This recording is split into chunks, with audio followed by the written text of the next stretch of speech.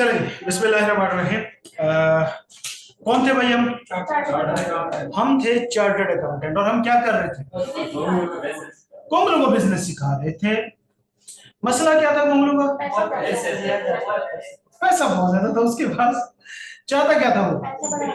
पैसा बढ़ाना चाहता था। क्या मशवरा दिया था हमने? बिजनेस किसे कहते हैं? और चुप ही यार, फाइन में नहीं देना और रुको ना जरा। हाँ जी, बिजनेस किसे कहते हैं? बेटा आप अपने रजिस्टर निकाल लें, आप साथ साथ नोट करते जाएंगे। एक दो पेजेस जो हमने कर लिए हुए हैं उनको आप नोट कर लेंगे और प्रीवियस लेक्चर्स के लिंक्स भी आप मेरे से ले लेंगे ताकि आप उनको देख भी लें और कैचअप कर लें चीजों के साथ। मतलब अभी आप चीजें साथ साथ नोट करते जाएंगे। हाँ जी, बिजनेस किसे कहते हैं? नहीं, उसने भी नोट नहीं किया हुआ। क्या बात। हाँ जी बताएं बेटा, बिजनेस किसे कहते हैं? Okay, an activity to earn profit by selling goods और सर्विसेज, उसे हम बिजनेस कहते हैं। ओके, हमने जब गोंगलू को ये बताया बिजनेस क्या होता है तो उसने मजीद कितने क्वेश्चन किए हमसे? 3 क्वेश्चन मजीद किए। कौन कौन से? What are the goods, what are the services, goods intangibles को कहते हैं, इंटेंजिबल्स को कहते हैं। हाँ जी, गुड्स क्या होती हैं? Tangible things, things that have physical substance, जिसकी किसी किस्म के फिजिकल एग्जिस्टेंस हो। और services intangible things. For example यार मैं कह रहा हूँ service provider, teaching, accountant, lawyers, ये सब क्या होते हैं? सर्विस प्रोवाइडर्स होते हैं। और प्रॉफिट क्या होता है? इनकम माइनस एक्सपेंस, जिसको हम क्या कहते हैं? प्रॉफिट कहते हैं। अच्छा जी, बिजनेस कितनी तरह के बताए थे गोगल को? 2 तरह के हमने बिजनेस बताए थे। कौन कौन से? Goods based business, service based business. Goods based business कितनी टाइप्स के थे? फर्दर 2 टाइप्स के। कौन कौन से? मैन्युफैक्चरिंग बिजनेस और ट्रेडिंग बिजनेस। मैन्युफैक्चरिंग बिजनेस क्या होता है? जिसमें हम रॉ मटेरियल लेते हैं और उनसे चीजें बना के आगे चीजें बेचते हैं, ये मैन्युफैक्चरिंग होता है। ट्रेडिंग, शाबाश, मतलब बनी बनाई चीजें लेके हम आगे सेल कर रहे होते हैं, उसको हम क्या कहते हैं? ट्रेडिंग बिजनेस कहते हैं। यहां तक हमने गोंगलू को समझा दिया था। और नेक्स्ट क्या समझा रहे थे गोंगलू को? रिश्तेदारों के बारे में। बिजनेस के रिश्तेदार, ऐसी बात है क्या दुनिया में लोगों को इग्नोर किया जा सकता है? नहीं। आप लोगों को इग्नोर करके आगे बढ़ सकते हैं? नहीं। हम कहते तो हैं I don't mind, I does not care, भाड़ में जाए, लेकिन अंदर हमें पता होता है कि किसी पास चलो तो गर्दन में रोड दूं। खैर, पर लोगों को इग्नोर नहीं कर सकते। अगर आप लोगों को इग्नोर करेंगे तो वो फिर क्या करते हैं? वो बिजनेस की फूफा बन जाते हैं, वो टांगे अड़ाते हैं काम के अंदर और वो काम को नहीं होने देते। तो लिहाजा जो बिजनेस के रिश्तेदार होते हैं उनको क्या कहते हैं? स्टेक होल्डर्स कहा जाता है। स्टेक होल्डर की डेफिनेशन आप बचा?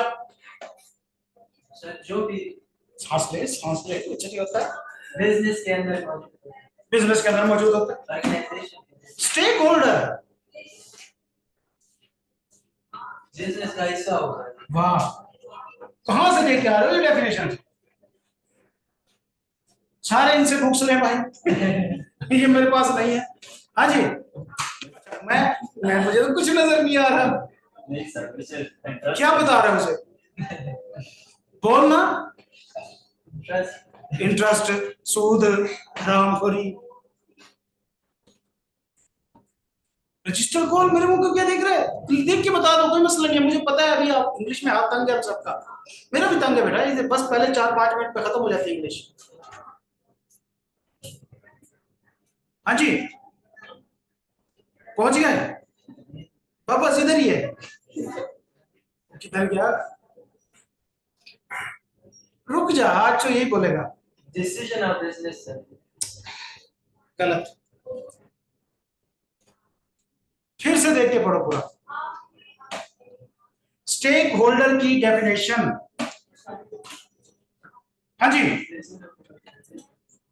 having trust in the decision of business and have power to influence. क्या क्या क्या? Having trust in the business decision of business and have power to influence the decision. ठीक है, आप बताएं बच्चा। आप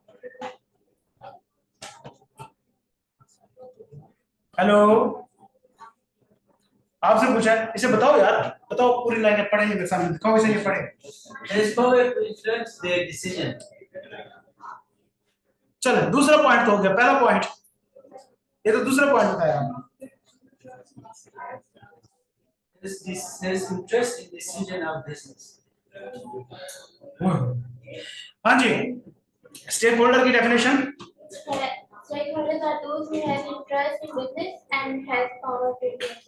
ओके, स्टेक होल्डर या बिजनेस के रिश्तेदार उन लोगों को कहते हैं जिनका बिजनेस के डिसीजंस के अंदर किसी किस्म का इंटरेस्ट हो और उनके पास किसी किस्म की कोई ऐसी पावर भी मौजूद हो जिससे वो आपके फैसले चेंज करा सके। हमारे रिश्तेदारों के पास कौन कौन सी पावर्स होती हैं कि वो हमारे फैसले चेंज करा सके? धमकाने की हो, जबरदस्त। धमकाते घर नहीं और कुछ रूठने की, जबरदस्त, वाह। और कौन सी पावर होती है? ना वो तो वो रूठने वाली होगी ना, ये भी अच्छी है बेसिकली, इसको भी ठीक कह रहे हैं, लेकिन मेन पावर आपको जो है ना वो स्ट्रॉन्ग पावर, वो भी तक नहीं बता रहे। काला जादू। तो ये हमारे रिश्तेदारों के पास पावर होती है, तवीज, गंडे, बाबा जी, काले जादू, इनसे वो हमारे फैसले चेंज कराते हैं, जबकि बिजनेसेस के फैसले चेंज कराने के लिए डिफरेंट होती है पावर्स, वो ये वाली नहीं होती, वहां पे ये काम नहीं करते। ठीक है, जला के भस्म कर देने वाला या कदमों में डालने वाला काम नहीं होता वहां पे। खैर ओके, तो स्टेक होल्डर किनको कहते हैं? वो लोग जिनका बिजनेस के डिसीजन के अंदर इंटरेस्ट भी हो और उनके पास power to influence the decisions भी हो, उन्हें क्या कहते हैं? स्टेक होल्डर कहते हैं। अच्छा जी, स्टेक होल्डर की टाइप्स? Three types. कौन कौन सी? Internal stake holder, external stake holder, correct. Internal रिश्तेदार कौन से होते हैं भाई? डेफिनेशन, जो बिजनेस का इंटरनल पार्ट होते हैं, वो रिश्तेदार या वो लोग जो बिजनेस का इंटरनल पार्ट होते हैं, उसको हम क्या कहते हैं? Internal stake holder. For example के तौर के ऊपर workers, managers, owners, board of directors, ये सब इंटरनल स्टेक होल्डर होते हैं। और एक्सटर्नल स्टेक होल्डर कौन होते हैं? which are not part of the internal part of the business, वो एक्सटर्नल स्टेक होल्डर होते हैं, जैसे कि शाबाश, customer, supplier, government, landers, local communities, ये सब कौन होते हैं? एक्सटर्नल स्टेक होल्डर होते हैं। चलें जी, बुक खोलें, शाबाश। और मेरा बच्चा, बुक आपके पास है, पढ़ें एक्सटर्नल स्टेक होल्डर, पढ़ना शुरू करें। External stakeholders, business organization particularly 1.5, रुक जाओ, इधर कुछ बुजुर्ग लोग भी मौजूद हैं। Page number 12, learning objective 1.5। 12 you know बेटा, 12 किसे कहते हैं? 12 बार में पेज आगे करेंगे, 12 बार नहीं, 6 बार करना है। खैर, हाँ जी, पढ़े मेरा बच्चा, शाबाश। business organization, particularly large organizations, have a large number of external stakeholders. These include lenders, suppliers, governments, customs, local communities, the general public, including special interest groups and friendship groups, non-executive directors. Okay जी, ये वो लोग होते हैं business के साथ जो business का इंटरनल पार्ट तो नहीं होते, मतलब ये बिजनेस के एम्प्लॉय नहीं है, बिजनेस की पेरोल पे नहीं होते, बिजनेस की मीटिंग्स में नहीं बैठते, बिजनेस के डिसीजन नहीं ले रहे होते, लेकिन इनका बिजनेस के अंदर इंटरेस्ट होता है और इनके पास पावर भी होती है। तो वो कौन कौन से लोग होते हैं? Lenders, suppliers, government, customers, local communities, general public और नॉन एग्जीक्यूटिव डायरेक्टर्स। ये वो लोग हैं जो बिजनेस का इंटरनल पार्ट तो नहीं है लेकिन स्टेक होल्डर हैं। अब हमने देखना है कि इनके बिजनेस के अंदर इंटरेस्ट क्या होते हैं। तो सबसे पहले हम देखते हैं लेंडर्स या क्रेडिटर्स। अच्छा, लेंडर्स किनको कहते हैं? लेंडर्स उन लोगों को कहते हैं जो आपको पैसे उधार देते हैं। लिखें इनको, ये वाली डिफरेंशिएशन आपको कहीं पे भी नहीं मिलने वाली है। लेंडर्स किन लोगों को कहते हैं? जो आपको पैसे उधार देते हैं, जबकि क्रेडिटर्स जो आपको चीजें उधार देते हैं।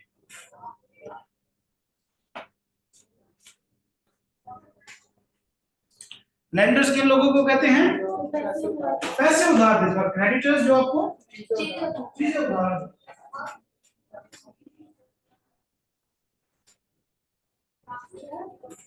Page number 12।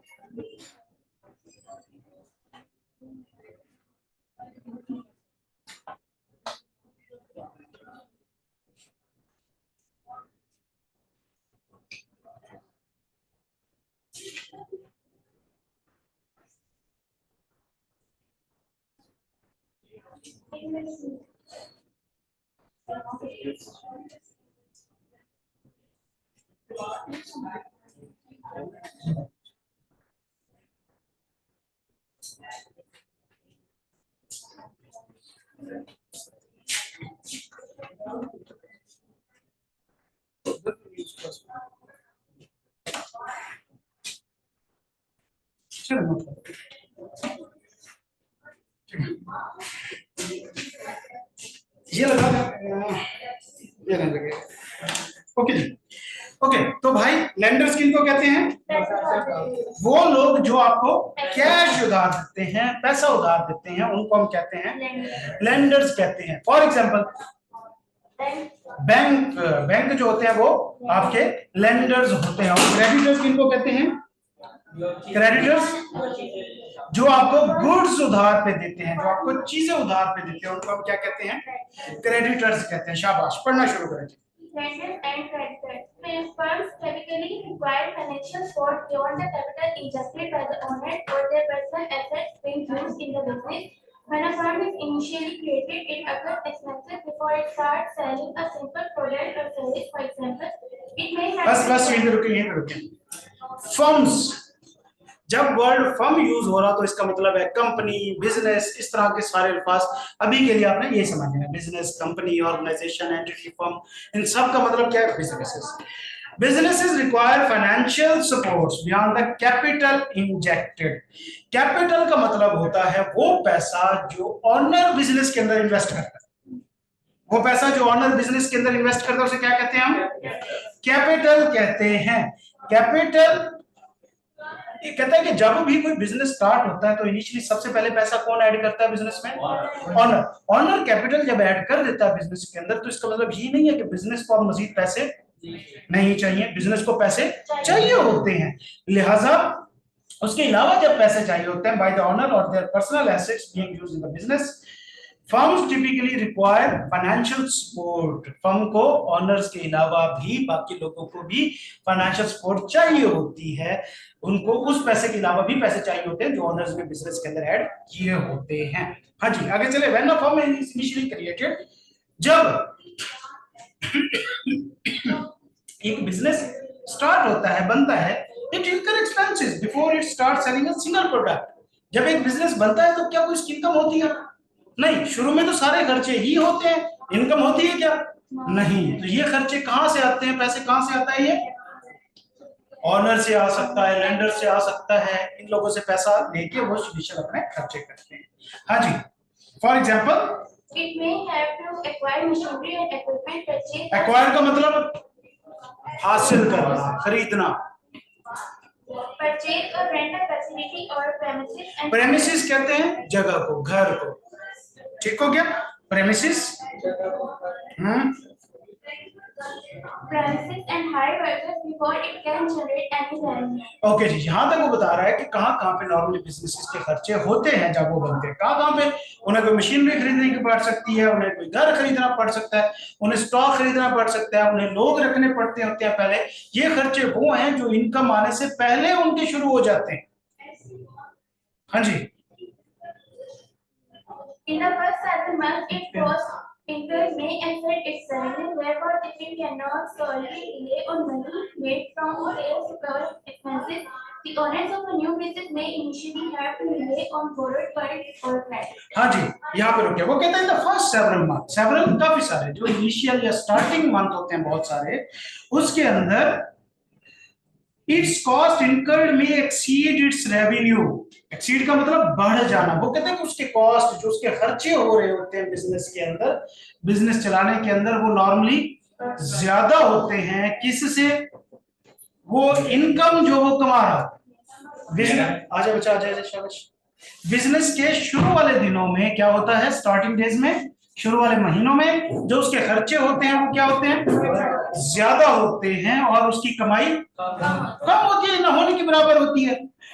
तो देयरफॉर इसलिए फर्म जो है, जो बिजनेसेस होते हैं, वो पैसा जो कमा रहे होते हैं उसकी बेस के ऊपर रिलाय का मतलब भरोसा करना, डिपेंड करना, उस पैसे के ऊपर डिपेंडेंट नहीं हो सकते जो वो कमा रहे हैं, क्योंकि वो तो बहुत थोड़ा कमा रहे हैं, छोटा सा कमा रहे हैं, स्टार्टिंग स्टेज में है, लेकिन खर्चे उनके बहुत ज्यादा हैं, क्योंकि बिजनेस जब स्टार्ट होता है शुरू में ही बहुत ज्यादा खर्चे होते हैं, आगे तो खर्चे रुक जाते हैं।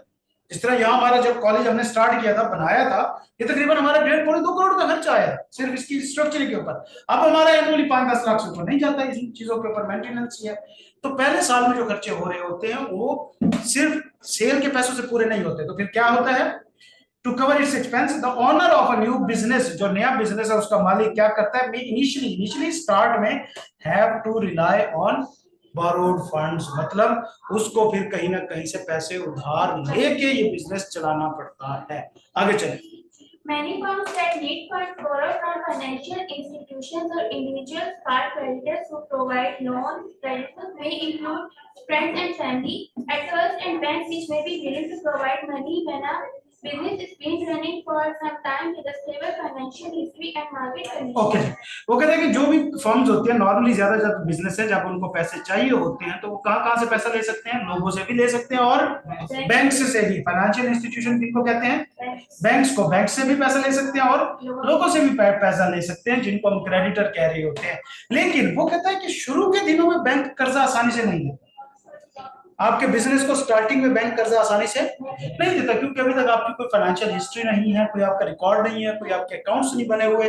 तो इनिशियली आपको रिलाय करना पड़ता है अपने दोस्तों के ऊपर, फ्रेंड्स एंड फैमिली मेंबर्स के ऊपर, उनसे आपको पैसे लेने पड़ते हैं। फिर जैसे ही आपकी एक फाइनेंशियल हिस्ट्री बन जाती है, आपकी एक तरतीब बन जाती है, लोग आपको जानने लगते हैं, फिर आपको बैंक भी कर्जा दे देता है, फिर आपको फाइनेंशियल इंस्टीट्यूशन भी कर्जा देता है। हाँ जी। The amount taken from these creditors represents the debt or liability of a business which the business will return on agreed terms with the lender. हाँ जी, the amount taken for these creditors, यहाँ इन लोगों से, किन से, individual से, बैंकों से लिए गए जो पैसे हैं, रिप्रेजेंट द डेट, मतलब ये बिजनेस के ऊपर कर्जा शो करते हैं। बिजनेस का क्या होते हैं, ये कर्जा होते हैं। डेट और लायबिलिटी दोनों का सेम मतलब है, मतलब ये जो पैसे बिजनेस ले रहा होता है, किससे, लेंडर से, क्रेडिटर से, बैंक से, इंडिविजुअल से, ये क्या होते हैं, बिजनेस का कर्जा होते हैं। Which the business will return, जो कि बिजनेस को वापस करने होते हैं, कब, on agreed terms with the lender, जो डेट, इंटरेस्ट अमाउंट, सारी चीजें लेंडर के साथ तय हुई होंगी, उसी के ऊपर उनको वो पैसे क्या करने पड़ेंगे, रिटर्न करने पड़ते हैं, वापस करने होते हैं। शाबाश, आगे चले जी। क्या हो, तब गए हो? Creditors will lend funds to a firm only if they believe the firm will perform well enough to pay the interest on the loans and the principal amount borrowed in the future. The firm must convince the creditors that the business will be able to generate sufficient profit to make the interest and principal payments of the loan. हाँ जी, यहाँ वो बता रहा है कि जो creditor होते हैं, जो लोग होते हैं, जो बैंक बिजनेस को पैसा उधार दे रहे हैं, इनका कंसर्न क्या होता है। वो कहते हैं कि creditor will lend the firm, business को लोग उधार तब देते हैं, कब, जब दे बिलीव, जब उनको यकीन हो, क्या, कि फर्म जो है अच्छा परफॉर्म करेगी और ये जो हमसे उसने उधार पैसा लिए हैं ये भी हमें वापस करेगी और इसके ऊपर इंटरेस्ट भी हमें वापस करेगी। ठीक हो गया। तो तब जो है वो बैंक, जो लोग होते हैं, वो उसको कर्जा देने के लिए रेडी होते हैं। The firm must convince the creditor, इसलिए फर्म को क्या करना होता है, क्रेडिटर्स को, जिन लोगों से पैसे ले रही होती है, उन्हें कन्विंस करना पड़ता है, उन्हें कस्में उठानी पड़ती है, अल्लाह दी कस्में वापस कर देंगे, कोई परेशानी वाली बात नहीं है। अच्छा जी, the amount taken from this, the firm must convince the creditor that the business will be able to generate, कि बिजनेस इंशाल्लाह चलता रहेगा, पैसे इतने निकाल लेगा, सफिशिएंट प्रॉफिट, कि हम इतना प्रॉफिट बना लेंगे ताकि हम अपना आपका प्रिंसिपल अमाउंट और इंटरेस्ट दोनों ही वापस करें। जो अमाउंट आपने कर्जे में ली है वो क्या है, प्रिंसिपल अमाउंट है, वो भी आपने वापस कर दिया और उसके ऊपर इंटरेस्ट भी आपने वापस करना है। ये आपने यकीन दिलाना होता है क्रेडिटर्स को, तब जाके आपको पैसा मिलता है। आगे चले। Lenders to a company include banks and bond holders. Okay, banks उनको कहते हैं, पता है? बैंक्स फाइनेंशियल इंस्टीट्यूशन, वो कहता है लेंडर्स, लोगों को पैसे उधार कहां से आते हैं? नंबर 1 बैंक्स से, number 2 bond holders. Bond holder क्या है? प्राइस बॉन्ड देखा होगा आपने, सबने देखा होगा, गरीबों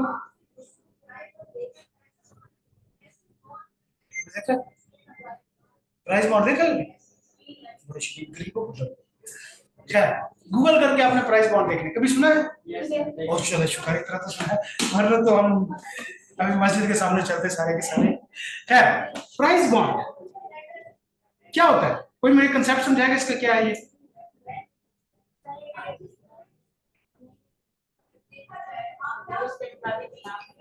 जी बच्चा,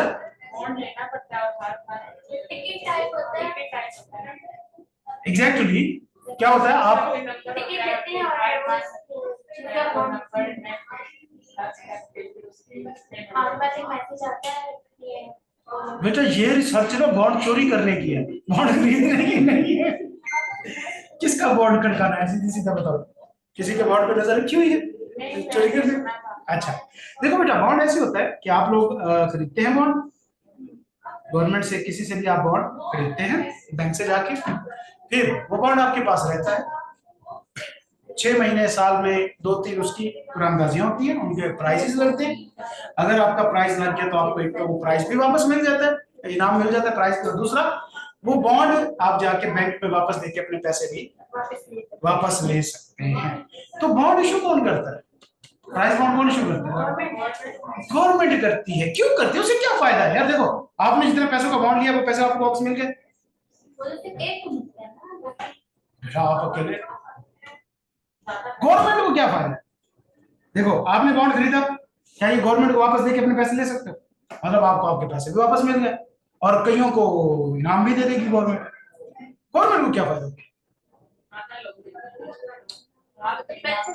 पैसे तो उतना ही वापस गवर्नमेंट ने करने हैं ना उनको। ये तो नहीं है ना कि आज 100 का बॉन्ड लोगे, कल वापस 80 का होगा, 20 रुपए गवर्नमेंट को बच जाएंगे। क्या गवर्नमेंट को कोई फायदा है? आपने 100 का बॉन्ड लिया, गवर्नमेंट आपको 100 ही वापस करेगी ना, ऐसी बात है नहीं है। और उसके ऊपर हो सकता है आपका इनाम लग जाए 3 करोड़ का, 3 करोड़ फिर लग सकता है ना, पॉसिबल है। तो फिर गवर्नमेंट क्यों बॉन्ड इशू करती है भाई? क्या शुगर मेला लगाई रखे कि चलो यार लोग एंजॉय करते रहे हैं, एक माहौल बना रहे, कुरानदाजी हो रही है?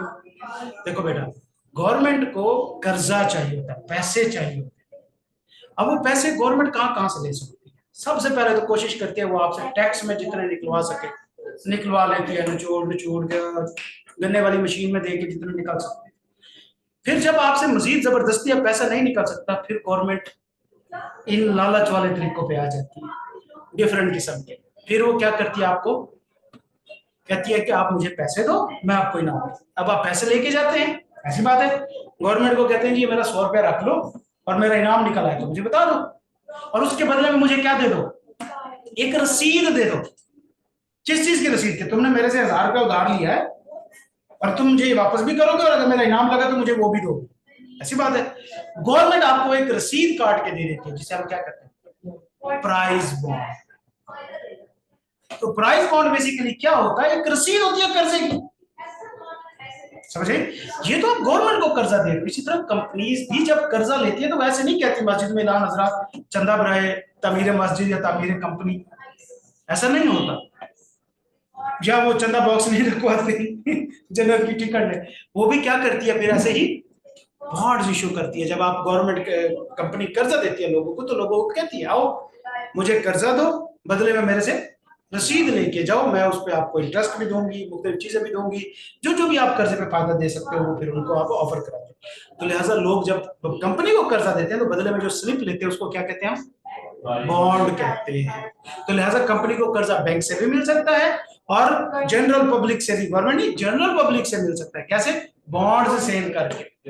क्लियर है कंसेप्ट? ये कंसेप्ट बहुत क्लियर रखिएगा, ये बड़ा काम है। Companies might issue bonds or debentures in order to raise finance. Interest is paid on the bonds which represent a debt that the company must eventually repay. रुको रुको रुको रुको रुको, किधर भाग गए, किधर भाग गए? हाँ जी, आगे चलेंगे ना। कंपनीज माइट इशू बॉन्ड और डिबेंचर्स, तकरीबन सेम चीजें हैं दोनों। कर्जा लेने के मुख्तलिफ किस तरीके हैं, जिस तरह गवर्नमेंट पहले टैक्स में लेती है, फिर उसके बाद लालच में देती है, ये इसी तरह है। कंपनीज भी मुख्तलिफ तरीके यूज करती हैं। In order to raise finance, interest is paid on the bonds which represent a debt that the company must eventually repay. हाँ जी, जो आप कंपनी बॉन्ड सेल करती है तो वो भी बिल्कुल सेम होता है। एक तो उसने वो जब आप बॉन्ड वापस करेंगे आपको पैसे भी उसने देने हैं, प्रिंसिपल अमाउंट भी कंपनी ने वापस करनी है और इंटरेस्ट भी देना है आपको। जी मेरा बच्चा, हाँ, गवर्नमेंट का हमारे पास इंटरेस्ट होता है ना। बिल्कुल गवर्नमेंट आपको देगी ना, क्योंकि आपने उधार दिया हुआ है। गवर्नमेंट उधार आपने दिया ना गवर्नमेंट को। जब गवर्नमेंट आपको वापस करेगी तो आपके ओरिजिनल पैसे भी वापस करेगी और उसके ऊपर जो इंटरेस्ट होगा वो भी वापस करेगी। ठीक है, इसी तरह कंपनी ने भी जो बॉन्ड लिया हुआ है आपसे, कर्जा लिया हुआ, कर्जा भी वापस करेगी और उसके ऊपर जो इंटरेस्ट बनता है आपका वो भी वापस करेगी। शाबाश।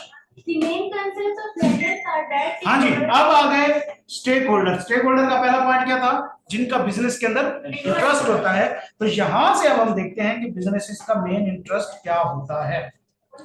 the main concerns of lenders are that the borrower should be able to repay the debt हाँ, पहला इंटरेस्ट क्या है कि जो उधार लेने वाला बंदा है वो पैसे वापस करे। दूसरा, with interest इंटरेस्ट भी वापस करे, डेट भी वापस करे और इंटरेस्ट भी वापस करे। कब? On schedule. जो बातें एग्री की गई हैं उन्हीं चीजों के ऊपर पैसे वापस करे। शाबाश। Lenders might therefore be concerned about heavy borrowing by a business organization because when a borrower gets into a heavy debt, the risk increases that it will not be able to meet all the claims for interest and that repayment, especially if profitability falls. हाँ जी, वो कहता है कि lender जब पैसे दे रहे होते हैं लोगों को और जब लोग उनसे कोई बड़ा कर्जा मांगने आ जाए तो फिर उनको टेंशन हो जाती है कि हो सकता है ये बंदा पैसे वापस ना कर सके। आगे चलते हैं। अगला स्टेक होल्डर एक्सटर्नल कौन है भाई? सप्लायर्स। सप्लायर्स किनको कहते हैं? जिनसे बिजनेस चीजें खरीद रहा होता है उनको सप्लायर्स कहते हैं। हाँ जी। Business commonly use materials to produce their goods and service. For example, automobile manufacturers use steel to make automobiles, while home builders need cement for sealing and make other materials. Firms cannot complete the production process if they cannot obtain the materials. Therefore, their performance is partially dependent on the ability of their suppliers to deliver the materials on schedule. हाँ जी, यहाँ तक बताया कि businesses का और suppliers का आपस में रिलेशनशिप कैसा होता है, कितना क्रिटिकल होता है कि भाई जब तक बिजनेस के पास मटेरियल नहीं होगा तो वो चीजें नहीं बना सकती, और चीजें नहीं बना सकती तो बेचेगी क्या, तो उसका बिजनेस नहीं चल सकता। तो लिहाजा यहाँ पे उन्होंने बताया कि कितना क्रूशियल होता है कि सप्लायर्स के साथ आपका मुसलसल कांटेक्ट में रहना, कि आपके पास तमाम वो मटेरियल या वो चीजें अवेलेबल रहे जो आपका बिजनेस चलाने के लिए जरूरी है। आगे चलें। Business organizations also buy goods and services from their suppliers. Suppliers will usually agree to allow their customers some credit time to pay, but their main interest are. हाँ जी, वो कहता है कि सप्लायर कैश वाले भी होते हैं और उधार वाले भी हो सकते हैं। तो सप्लायर के कौन कौन से मेजर इंटरेस्ट होते हैं? आज है पहला, A customer will pay what is owed and will not become a bad debt. हाँ जी, customer will pay what is owed. Owed का मतलब पेबल। कस्टमर वो पैसे लाजमी दे जो उसने मुझे देने हैं। और Will not become a bad bad debt, bad debt का मतलब debt. डिलीट हो जाना, मुकर जाना मुंह पे ही कि भाई नहीं देना, जो करना है कर लो। मतलब सॉर्ट ऑफ फ्रेंड जो जिसको हम कहते हैं, दोस्त बन जाता है। दोस्तों को दिया कर्जा कभी वापस नहीं आता। खैर, तो पहली बात दोस्त नहीं बनना चाहिए। आगे चले। Customers will continue to buy from them. Okay जी, कस्टमर हमारा क्या होना चाहिए? रिटेन रहना चाहिए, मुसलसल बाइंग हमसे होती रहनी चाहिए। Number 3, Customers will treat them fairly and हाँ deal with them. भाई को इज्जत चाहिए भैया। ठीक है, सप्लायर्स को कैसे ट्रीट करें? इज्जत से, fairly and deal him with in an ethical way. आप उसके साथ बदतमीजी नहीं कर सकते। आप उसके कस्टमर हो तो इसका मतलब ये नहीं कि आप उसको वो ही कह के बोलो। ठीक है, भाई को इज्जत चाहिए। तो ये है हमारा जो सप्लायर और सप्लायर्स का बिजनेस का रिलेशन क्या होता है और उनका बिजनेस में इंटरेस्ट क्या होता है। कोई क्वेश्चन? ठीक है जी, मूविंग ऑन बेटा आगे। Government. एक मिनट, आप पढ़ोगे। आप आवाज थोड़ा सा ऊंची बेटा। ओह, कुछ नहीं होता।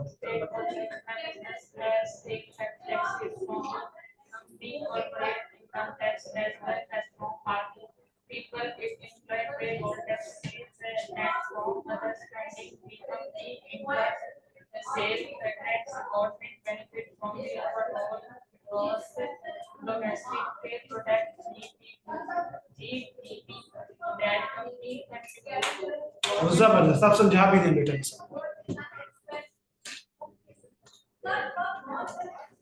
कोशिश करें, हाँ समझाना है। गवर्नमेंट जो है स्टेक होल्डर से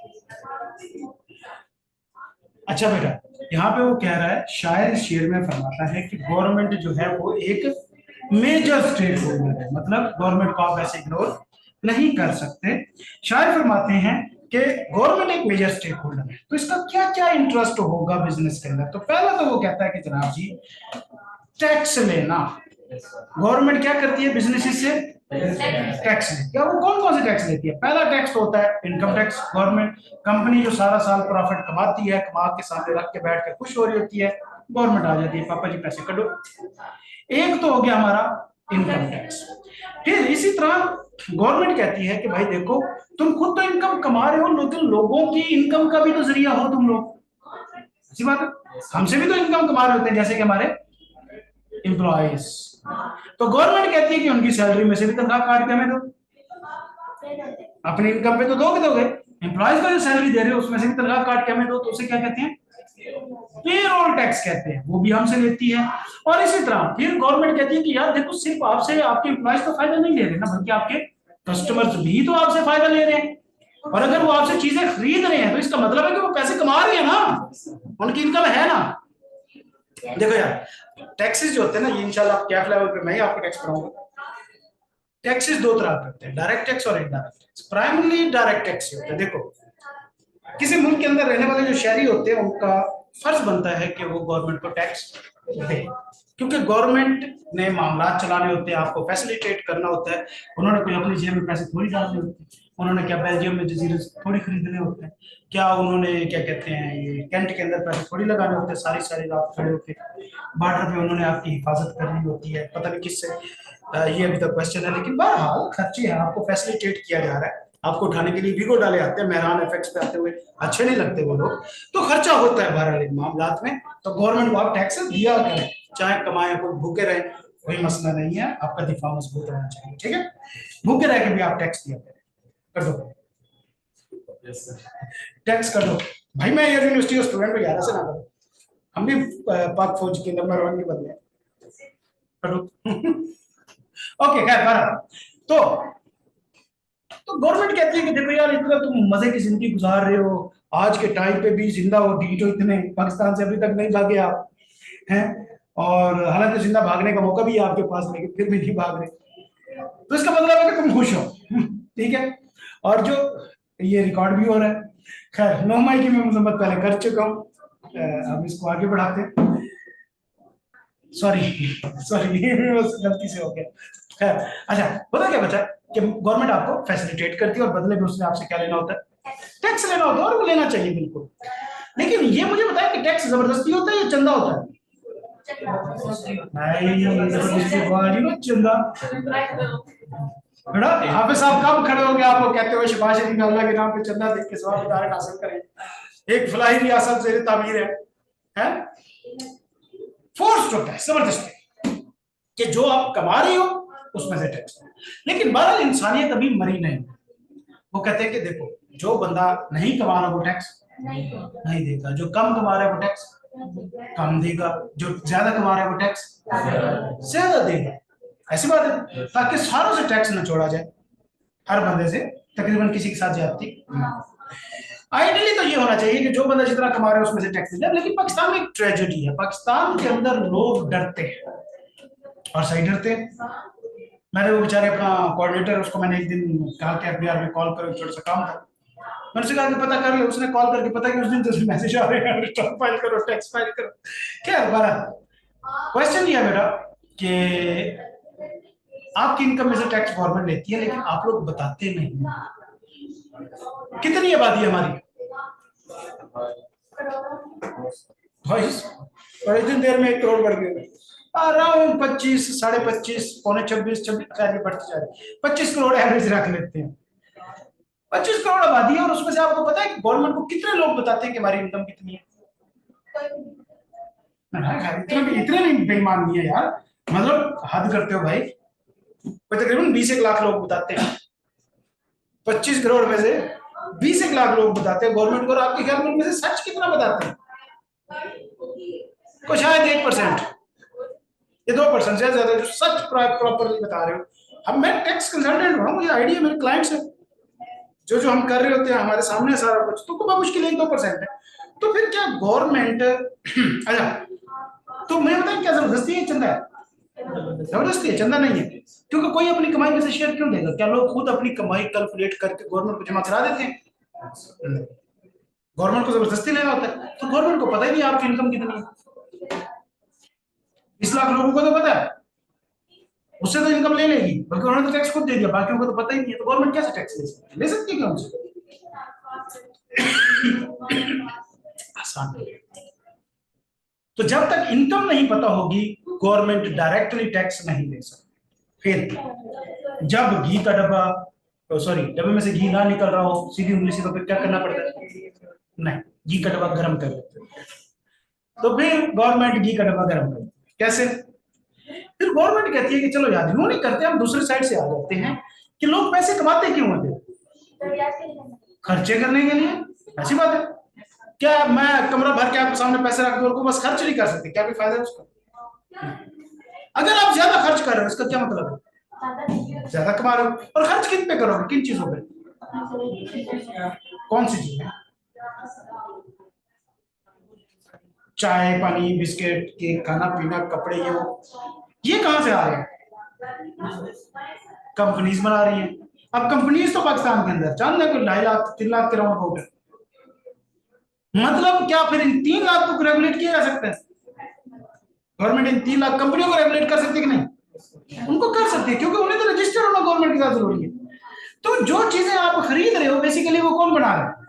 कंपनी बना रही हो। आप ज्यादा खरीद रहे हो तो इसका मतलब कंपनी को ज्यादा बनाना पड़ेगा। मतलब अगर इस साल कंपनी ने ज्यादा चीजें बनाई हैं, इसका क्या मतलब है?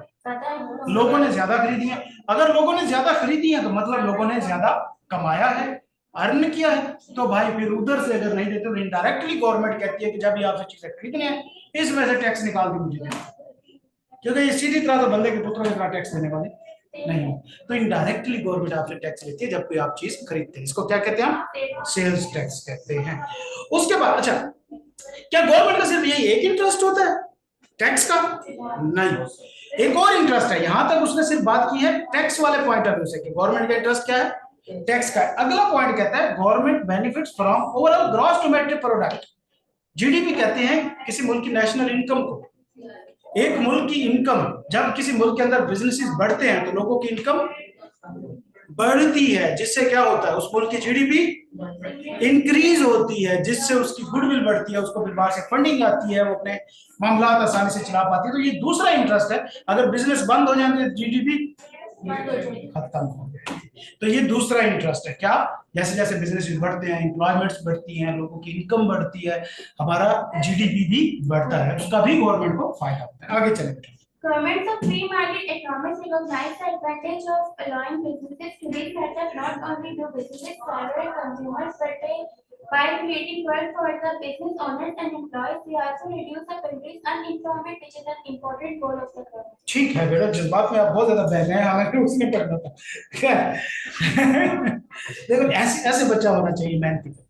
Government of free market economies मतलब वो गवर्नमेंट्स, वो इकोनॉमीज जहां पे गवर्नमेंट ज्यादा सेल सप्लाई डिमांड को रेगुलेट नहीं करती, प्राइसेस को रेगुलेट नहीं करती, बल्कि कौन कर रहा होता है? मार्केट की कंपटीशन उसको रेगुलेट कर रहा होता है। जो प्राइसेस होती हैं वो लोग खुद सेट कर रहे होते हैं, मार्केट सेट कर रही होती है बेसिकली ना। इस तरह के ममालिक के अंदर government of free market economies restricted कौन सी होती है? जहाँ पे गवर्नमेंट हाईली रेगुलेट कर रही है हर चीज की प्राइस को। पाकिस्तान के अंदर कौन सी मार्केट है? खैर है ही नहीं, कौन सी कोई है ही नहीं, बेड़ा करके। खैर government of free market economies recognise the advantage of allowing the business to be set up.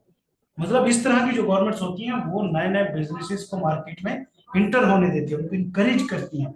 Not only do business serve consumer, ना सिर्फ इसलिए कि लोगों को चीजें अवेलेबल होती हैं, but by creating work for business and owners and employees, वो ज्यादा से ज्यादा लोगों को एम्प्लॉयमेंट मिलती है। जो वर्क ओनर्स होते हैं उनके लिए काम बढ़ता है। They also reduce the countries unemployment which is an important goal of the government. ये अगला इंटरेस्ट है कि गवर्नमेंट ने कि अपने मुल्क की अनएम्प्लॉयमेंट को भी तो कम करना होता है। अब वो सारे लोगों को सरकारी जॉब तो नहीं दे सकती, कुछ लोगों से उन्होंने काम भी तो करवाने हैं, तो लिहाजा फिर क्या होता है, बिजनेसेस डेवलप करती है ताकि लोगों को प्राइवेट सेक्टर के अंदर एम्प्लॉयमेंट मिले। जिस तरह इमरान खान ने नारा लगाया था 1 करोड़ नौकरियों का, तो क्या उसके ख्याल में सारों को सरकारी नौकरी देनी थी?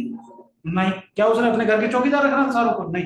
बेसिकली क्या था कि वो बिजनेसेस फ्रेंडली पॉलिसीज बनाएगा ताकि बिजनेसेस डेवलप हो, ग्रो करें और लोगों को वो एम्प्लॉय करें अपने पास, और अनएम्प्लॉयमेंट कम हो, जिससे गवर्नमेंट का ही ऑब्जेक्टिव अचीव होगा ना। ये अगला इंटरेस्ट होता है बिजनेस के अंदर गवर्नमेंट का। आगे चलें जी। एंटरप्रेन्योर्स, ऑनर्स को कहते हैं। आगे चलें।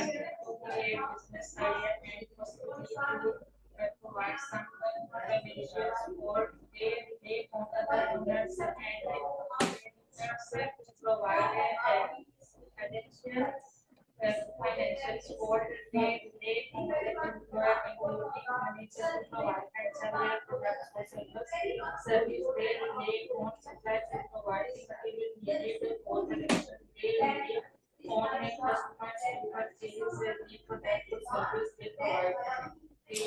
ओके जी, यहाँ पे उसने तकरीबन तमाम स्टेक होल्डर का बता दिया कि जो बिजनेसेस होते हैं वो नॉर्मली किन किन लोगों पे डिपेंडेंट होते हैं।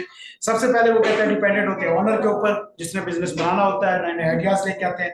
फिर बिजनेस को पैसा चाहिए होता है, इसके लिए वो फिर किस पे डिपेंडेंट हो जाती है, ओनर्स पे, क्रेडिटर्स पे, लेंडर्स पे। फिर उसके बाद वो एम्प्लॉयज पे भी डिपेंडेंट होती है कि जब तक वो चीजें बनाएंगे नहीं तो वो कौन खरीदेगा। उसके बाद फिर वो सप्लायर्स के ऊपर भी डिपेंडेंट होती है, जब तक वहां से मटीरियल नहीं आएगा तो चीजें कैसे बनेगी। और फिर कस्टमर पे भी डिपेंडेंट होती है कि अगर कस्टमर नहीं आएगा तो इनकम कहां से आएगी। इसी तरह वो कहते हैं पूरा सर्कल होता है स्टेक होल्डर्स का। हाँ जी, नीचे आप बताए गए हैं स्पेसिफिकली कि गवर्नमेंट के एक बिजनेस के अंदर कौन कौन से इंटरेस्ट होता है। ऊपर जनरली करके बताए गए एग्जांपल, नीचे वाला पहला interest Business pay tax on net profit, so government has an interest in company profitability. ठीक है, बिजनेस ने टैक्स पे करना होता है, गवर्नमेंट का उसके अंदर इंटरेस्ट है। आगे चलें। The government want to create and maintain a strong economy. They depend partly or largely on new investment by business. Government might therefore want to encourage business investment. हाँ जी, क्योंकि गवर्नमेंट को अपनी स्ट्रॉन्ग इकोनॉमी चाहिए होती है, heavy GDP चाहिए होती है, तो वो भी ज्यादातर डिपेंड करती है किस चीज के ऊपर, ना बिजनेसेस के ऊपर, ना इन्वेस्टमेंट के ऊपर। तो गवर्नमेंट की भी ख्वाहिश होती है ज्यादा बिजनेसेस आए, ज्यादा इन्वेस्टमेंट है। आगे चलें जी। Government meant to achieve low level of unemployment, business are major employer. हाँ जी, बिजनेसेस, गवर्नमेंट का ये भी पॉलिसी होती है कि कम से कम अनएम्प्लॉयमेंट हो, तो फिर उसकी कोशिश क्या होती है, ज्यादा से ज्यादा बिजनेस आए, लोगों को एम्प्लॉयड करें। बिजनेसेस मेजर एम्प्लॉयर होते हैं। आगे चलें जी। Government regulates many different aspects of business activity, employment law, environmental law, health and safety, regulation and company law are just हाँ जी, इसके अलावा वो कहता है बिजनेसेस के ऊपर गवर्नमेंट के डिफरेंट रूल्स एंड रेगुलेशंस भी अप्लाई होते हैं। गवर्नमेंट के कौन कौन से रूल्स एंड रेगुलेशन बिजनेसेस पे अप्लाई होते हैं? एम्प्लॉयमेंट लॉज हैं, हेल्थ एंड सिक्योरिटी लॉज हैं, एनवायरमेंटल लॉज हैं, डिफरेंट लॉज एंड रेगुलेशंस भी बिजनेसेस पे अप्लाई होते हैं। ये इंटरेस्ट भी गवर्नमेंट का बिजनेस के अंदर होता है कि ये बिजनेस क्या इन लॉज को फॉलो कर रहा है कि नहीं कर रहा। हाँ जी। The government might be a significant external stakeholder in a business because of its power to introduce new law and regulation or amend existing law. हाँ जी, यहाँ पे बता रहा है कि इसलिए क्या, जो पूरी ऊपर स्टोरी शायर ने सुनाई है इस शेर के अंदर, तो फरमाते हैं शायर कि इन चीजों को सामने रखते हुए ये बात कंक्लूड की जा सकती है कि किसी बिजनेस के अंदर जो गवर्नमेंट है वो एक बड़ी शेयर होल्डर हो सकती है, एक major shareholder, stakeholder, sorry shareholder नहीं, स्टेक होल्डर हो सकती है। इसका क्योंकि बड़ा हैवी इंटरेस्ट होता है और पावर तो गवर्नमेंट के पास आप साथ है ही है, उनको तो कोई जरूरत ही नहीं है किसी किस्म की पावर की। समझा गई यहाँ तक? कोई क्वेश्चन, कोई कंफ्यूजन? चलें जी, कल आगे कंटिन्यू करेंगे इंशाल्लाह। अल्लाह ताला आपको अपनी ज़बान में रखे बच्चा। अल्लाह हाफिज।